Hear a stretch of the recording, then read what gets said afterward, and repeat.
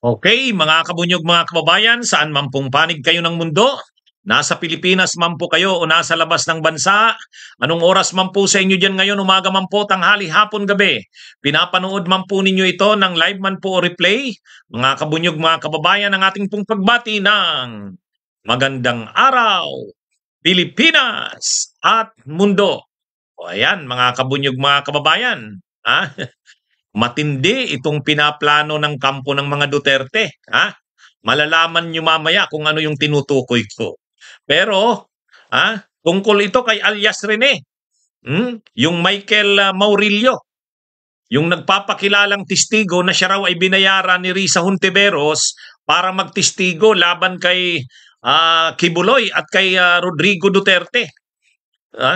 Ngayon, may lumalabas na plano ang kampo ni Duterte gamit si alias Rene. At si Sara Duterte pa mismo ang naglantad. Ha? Mamaya ipapaliwanag ko kung ano ito. Matindi itong mga Duterte na ito. Si Sara pa ang nag-announce. Sabi ni Sara Duterte, nabasa niya daw yung affidavit ni alias Rene. Nakalagay doon sa affidavit ni alias Rene na dinala siya ni Risa Hontiveros sa safe house. Kumbaga sa isang bahay. Pagdating ni alias Rene doon, nakita niya doon yung iba pang mga testigo.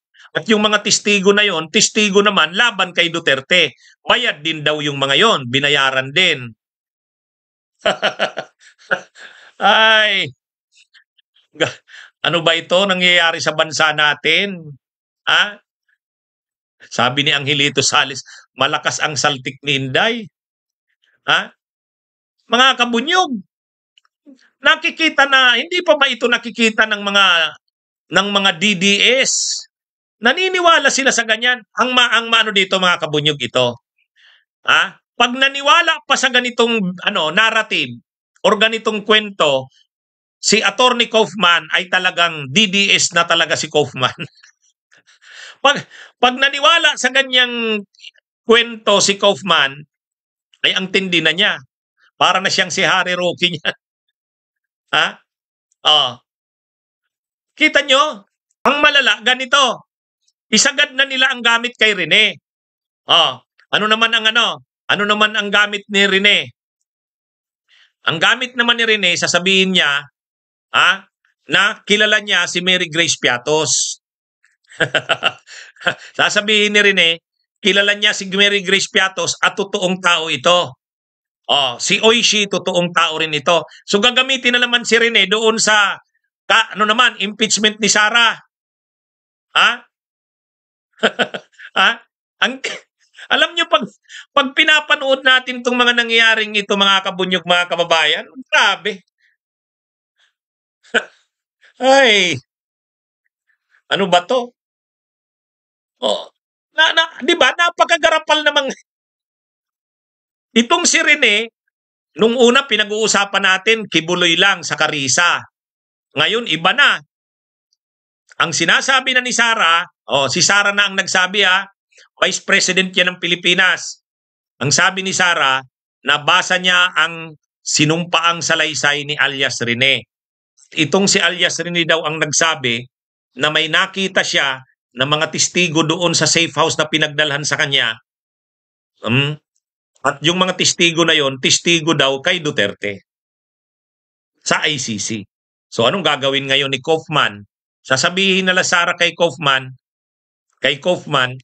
gamitin natin itong testigo para yung mga testigo laban kay FPRRD, sirain natin ang credibility kasi ito mismo ang nagsasabi, si alias Rene, nabayad yung mga yan. So ang papalabasin nila, yung mga testigo laban kay Duterte sa kaso nito sa ICC ay mga bayad. Paano ang ebidensya na bayad? Sabi ni Rene, nakita niya ito doon sa safe house na pinagdalhan sa kanya.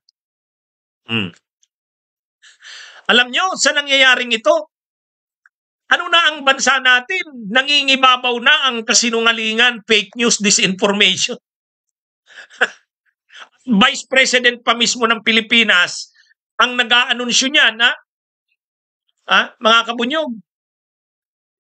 Kaya kailangan na talaga nating bunutin na ang mga fake news, disinformation, itong mga Duterte na to. Ha? At kaya lang, makikita nyo mga kabunyog, mga kababayan, talagang planado ang lahat, koordinado ang lahat. Ha? Itong si Rene, bayad na bayad ito, ang laki ng binayad dito. Bakit? Yung pagtistigo niya para kay Kibuloy, bayad na yon. Titistigo na naman siya ngayon sa ICC para siraan yung mga testigo laban kay Duterte. Another na bayad yon. Matindi itong Rene na ito, master ito sa kasinungalingan. Nagiging circus na ito. Imagine ninyo, ang una lang munang pinag-uusapan dito, sinabi nito ni alias Rene, nabayad siya ni Risa Hontivero sa pagtistigo laban kay Kibuloy. Ngayon, iba na.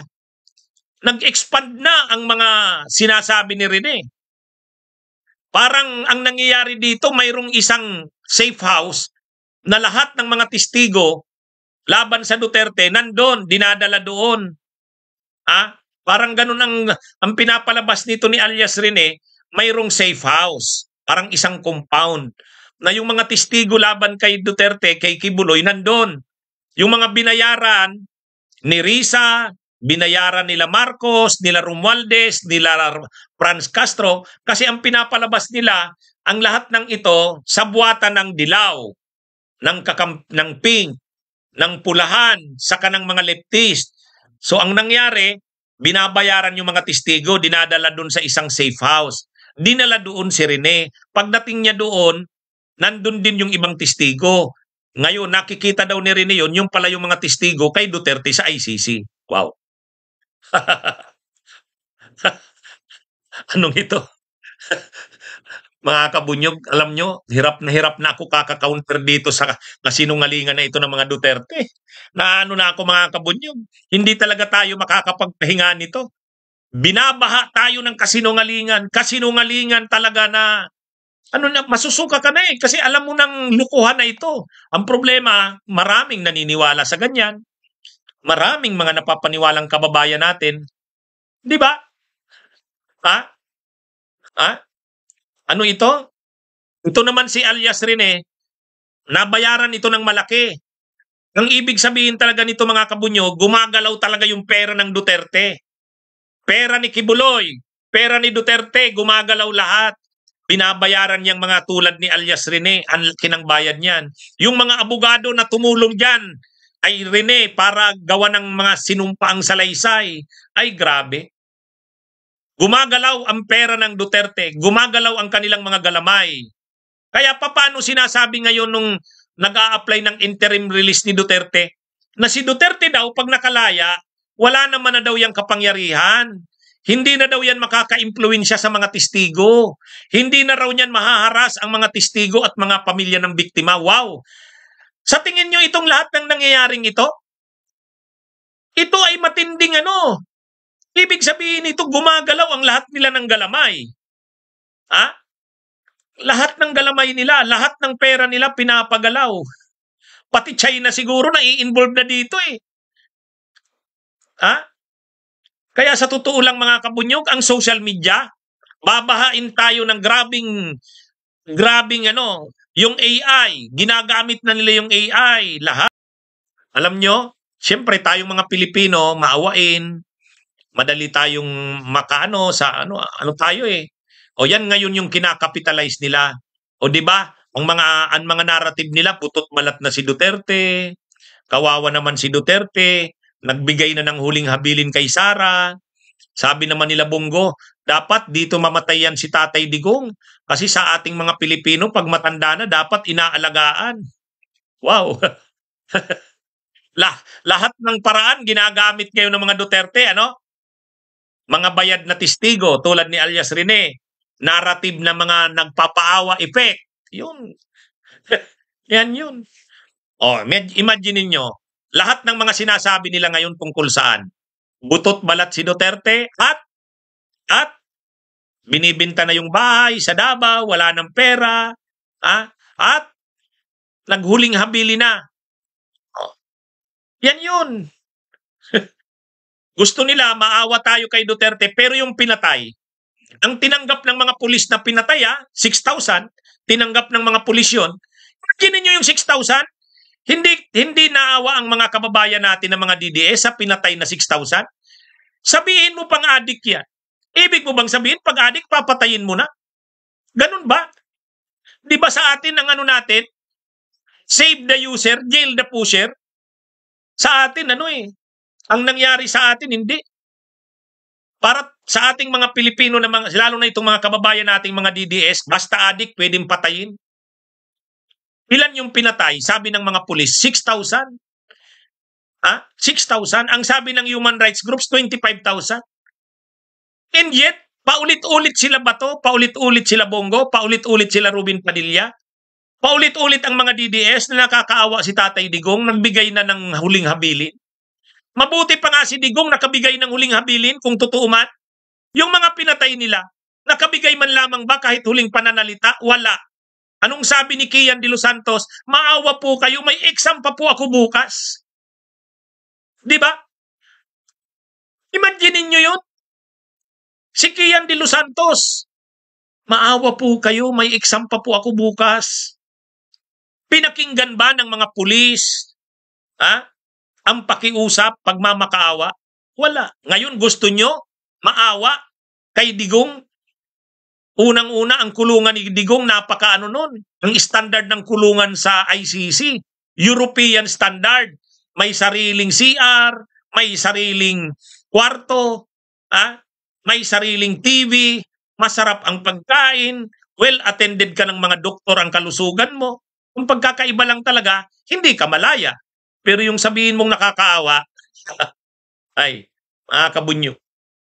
Tapos ngayon, ang sinasabi na naman nila Sara Duterte, yung mga testigo labang kay Digong ay bayad.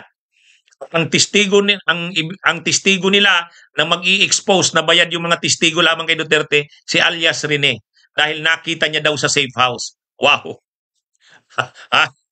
Ang tindi. Magandang araw po. Bunyog, bunyog, halikan na kasama ka. Bunyog, kapag buklod ay may pag-asa. Luzon, Visayas, Mindanao, isa ang pananaw. Sa bagong Pilipinas ang bunyog isisigaw. Bunyog.